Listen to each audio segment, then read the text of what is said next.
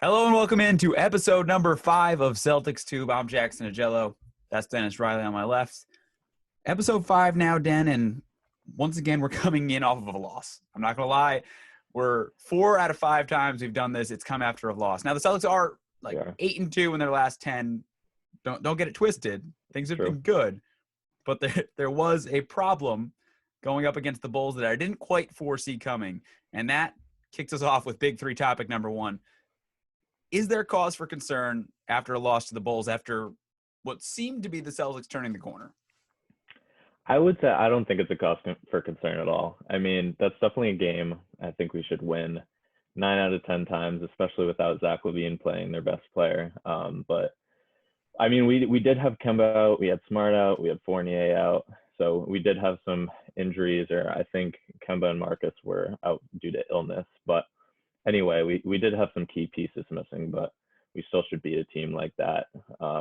They've been struggling this year, even with LaVine there. But our play just didn't translate yesterday into a dub. Like you said, over the past couple of weeks, 8-2, playing super well. Looks like we're on the up and up. And this brings us down a little bit, but I don't think it's going to cause all our momentum to go the other way. I'm still feeling pretty solid about where we're at right now. In the end, I think it's more of a reminder than it is a cause to ring alarm bells. Yep.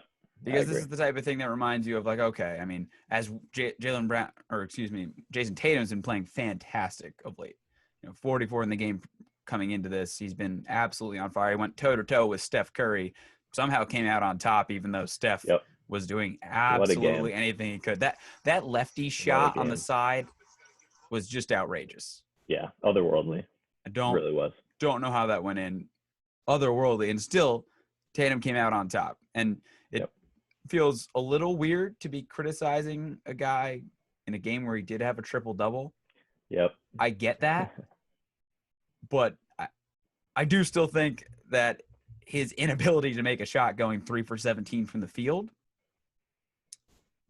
that's why they lost. Not ideal. That's why they lost. And that's a reminder to the team of the levels that there are to Jayson Tatum and the levels there are to this team, in that when Tatum and Brown are going great, they're both capable of dropping 40 in a given game. We've seen that this season. It's happened multiple times for both guys.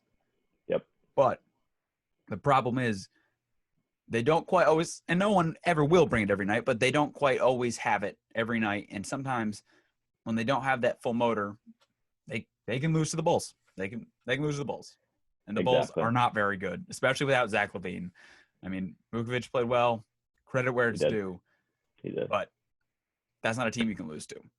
Yeah. Not cause for concern, but a reminder that things aren't perfect because, look, coming into this game, had they won it, they would have been 9-1 in their last 10. And it's hard not to look at a 9-1 record in your last 10 and start getting a little too excited. I think the people in Boston almost needed this. Yeah. To manage expectations. Yep. Total bring back down to earth. Like you said, too, Jaylen, Jayson can do it any given day, and it was just one of those days where neither of them had it on. I mean, Jaylen did go 10 for 15, 23 points, but saw some turnovers late from, honestly, both of them. Yeah, Tatum didn't have a great game. First career triple-double, like you said, didn't translate to a win, but they just got to keep bringing it. It might have been one of the worst first career triple-doubles players had as far as performance goes, like how well they played. Yep, a for sure. Testament to his talent that statement can be true, but still. And the two of them bring us right into that. There are big 3 topic number 2, Jaylen Brown, Jayson Tatum. And of late, up until yesterday, this conversation might have been very different. I still think it is overwhelmingly positive for the two of them and showing why the Celtics could still be a threat in the East coming up this season, which I think some people had started to rule out, but I think that's starting to come back. Yeah, no, I totally agree. And I think one of the big factors in that over the past couple of weeks was I think they've been moving the ball a lot better. You've seen it in recent games. Even yesterday, the ball was moving around pretty well, just couldn't hit the shots. But also efficiency, like especially Jaylen Brown, 17 for 20 when he hit 40 the other day against the Lakers. Like 85% from the field, that's pretty tough to beat. And even yesterday, it went 10 for 15. So he's been shooting the ball extremely well, super confident on the floor. And even Tatum, like you said, going into yesterday's game, he's been really efficient as well, honestly. 44 points the other day. Just honestly been plainly killing it out there. He's been awesome.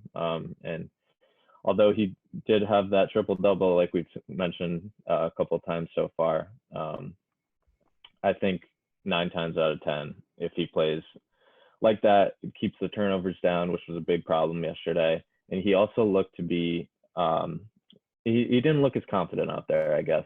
He didn't facilitate as well as he usually does with taking good shots. Like we saw a shot near the end of the game. I think there was 2 minutes left, and he took a step back, pretty contested shot when we were only down a couple of baskets, which would have usually in games that we've seen over the past couple of weeks, he would make a lot better decisions with the shot making. And I think a lot of that comes down to in the end that Jayson Tatum isn't necessarily an extrovert and outward alpha dog. Yep. He's the alpha dog when it comes down to the stretch of who's taking the shot at the end of the game. That's not in question, but that's not the way he leads. Like a lot of teams take on the personality of who leads them. This team, that's why I think sometimes when you don't see Marcus Smart in the lineup, the team has a higher propensity to kind of fall back a little bit and maybe have an off night. They kind of need that guy to be the dog for the team to get on everybody to keep things up. Marcus Smart plays with his hair on fire every single game. That's why fans love him. And especially when he's hitting shots, that's why he can be so helpful to the team. But that's why they kind of need him to be that guy for this team because Tatum doesn't quite have that. That's just who he is. It's not like a knock on something he can bring. I mean, he can work on it, but it's not something that he's going to have every night. He's not the type of guy to have that absolute fire. That doesn't mean he's not trying or some lack of effort ever. That's just a pure disposition of personality. I agree. Yeah, Marcus is that dude. He's that glue guy on our team. We've mentioned in our past episodes, he does have some boneheaded plays every once in a while, but he's still the guy that has the biggest heart on this team. And if we had a captain, it would probably be him, honestly. But yeah, it'll be good to have him back. I'm sure that illness for him and Kemba as well, who's actually been playing really, really well recently. His assist numbers are a lot higher, and he's been facilitating, playing better basketball with the Jays out there. So it'll be good to have both of them back soon for the upcoming games. And both of them back, maybe throwing back in Fournier into the fold at some point. Now also welcoming in Big Three topic number 3, Jabari Parker coming into the fold. Not someone whose name I necessarily expected at the beginning of the season to be on the Celtics, but a welcome addition. He's not like a, oh my God, jump for joy. Like, let's go run through and go frolic in like the spring park or something. But you're like, okay, nice. It's like a pleasant surprise. Yeah, exactly. Like, you're not ecstatic. He's not going to put this team over the moon. Yep. Yeah. No, but he's not going to hurt. Yeah, definitely not going to hurt. And yeah, it was super unexpected. I think I was eating dinner and I saw a message from Woj and Shams pop up on my phone that he'd been signed. And I was like, oh, wow, what's going on? But yeah, it's a pleasant surprise. I mean, I think it stems from the Lakers game right beforehand where we had that massive lead. And then the deep bench guys struggled extremely hard, especially Mo Wagner, who got cut. He was in net minus 20 in 5 minutes, which is pretty tough. Not great. Not great. But yeah, no, he'll be a good. He's always been able to score.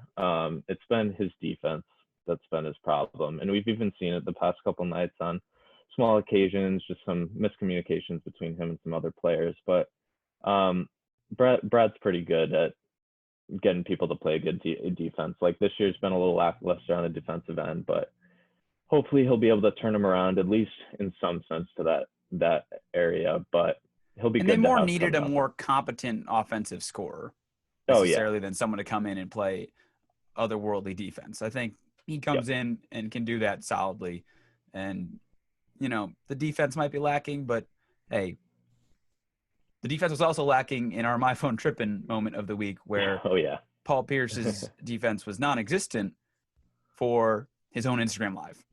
Yeah. However, I know that wasn't of the week, technically. But the reason we add it is because since that moment, the Celtics are 8-3, 8-2 in the moment of the tweet that technically is the moment of the week. But 8-3 since the truth spoke his truth, showed Yeah. his truth. I don't know which I don't one, know. but Yeah. since that moment, he's still leading, still Yeah. finding a way to lead. He That's is. He's impressive. finding a way to get us to win. Caused a chain reaction. Well, he took one for the team there, even though it took his job. He did it for the Yeah, fight. lost his job, and his old boss gave a new nickname as well. In another moment, Luke Cornett going with Big Bird as his nickname. Yeah. That one came out of nowhere. Danny was on the NBC Sports Boston broadcast yesterday in the booth with Scal, it was pretty cool to listen to him the whole game. But yeah, he had some weird. Big Bird was definitely the weirdest nickname he had for any of the guys. Yeah, I could He's a see. big dude. I could see. I feel like Danny sometimes could be like the dad in the room talking about the team, Yep. who just gives Oh out yeah. the sort of awkward nicknames. But hey, he's in charge. He gets to do whatever he wants, I guess. So That's we'll true. see. Well, it's That's a true. reminder of how. It's just a reminder that he's a little awkward. And Yeah. in the end, my final thought of the week is that this last Bulls game was just a reminder of the flaws with the Celtics. Because Yep. lately, you've been seeing a lot of great things from this team, and everything seemed to be coming together. But I think it's a reminder of this team just kind of needing that extra fire down the stretch, and where some of those errors can come in from Jayson Tatum, and kind of the flaw in your star. Because, look, in the NBA, you need pieces around stars, but in the end, you're only going as high as that star can take you. And Jayson Tatum and Jaylen Brown are both like supernova talents, but Yep. I don't know if their stardom is quite at supernova level. We'll see that come playoff time and or the rest of this season. And honestly, these next two games will be great litmus tests for that with Phoenix and Brooklyn. And you throw in Charlotte too, but I mean, that's just a their game. It's really Phoenix and Brooklyn in a back-to-back that you got to keep your eye on. Yeah. Those will be huge games for us, especially coming off a loss to the Bulls. It'll be big to get back in the win column, especially with how good we've been playing recently. And like you said, it all starts with Jayson and Jaylen. And my final thought kind of delves into that area as well. With I think we need to clean up the little things, and especially we saw that with Jaylen, Jayson yesterday. Turnovers killed us. Especially Tatum, I believe, had 5 yesterday. And I just kind of seemed like one of those games where all of them came up in terrible moments, and just switched the momentum. So turnovers are definitely going to be a key piece over the next couple of weeks. And we've seen it kind of be a deterrent recently. Although we've been able to win so much, we could have won more if we had less turnovers. And I would say the second thing in that area would be offensive rebounds. Another thing yesterday, it just seemed like whenever the Bulls got an offensive rebound, Vucevic or Tice, my guy Tice, would come up with a rebound, they would always pass it out. Someone would be wide open for a 3, either that or someone would drive it right in for a layup every time. So we definitely got to be big on the boards, and we were certainly missing Rob Williams, Time Lord yesterday, as well, who I forgot to mention earlier. And I think he'll definitely help out with that, coming back into the starting lineup and putting Tristan Thompson on the bench. Certainly no room for error when you go up against the likes of Phoenix and Brooklyn, as the Celtics will in their next coming games. A lot of games coming up in the next few days. Celtics have a bit of a rest, but then Thursday, Friday, Sunday, then Tuesday and Wednesday. 5 games. Busy week. In the course of 6 days. It's a lot of games with Celtics. We'll have a lot to talk about coming in with episode 6 next week. We'll see you then.